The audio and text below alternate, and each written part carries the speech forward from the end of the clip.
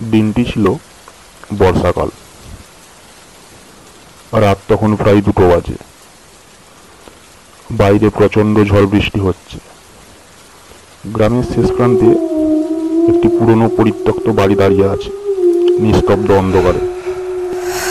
লোকের মুখে শোনা যায়, ওখানে রাত্রে কেউ যদি যায় সে আর ফিরে আসে না। কৌতূহলবশত রাহুল আজকে ঠিক করলো আজ সে এই রহস্যের সমাধান করবেই। সে হাতে একটা টর্চ লাইট নিয়ে ধীরে ধীরে বাড়িটার দিকে এগিয়ে গেল। দরজাটা ভাঙাচোরা, একটু ঠেলে দিতেই কেঁ কেঁ শব্দে খুলে গেল। ভেতরে ঢুকতেই ঠান্ডা বাতাস একটা শীতল অনুভূতি এনে দিল। দেওয়ালে পুরনো ধুলো জমা মাকড়সার জাল ঝুলছে চারদিকে। হঠাৎই একটা ফিসফিস আওয়াজ।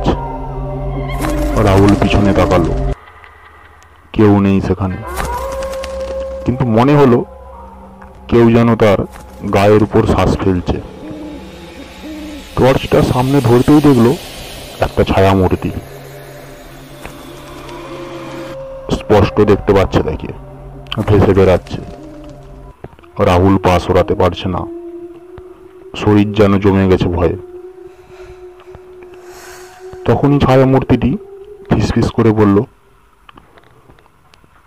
এখান থেকে চলে যাও, না হলে আমিও তোমার মতো ছিলাম। এখন আমি আর মানুষ নই।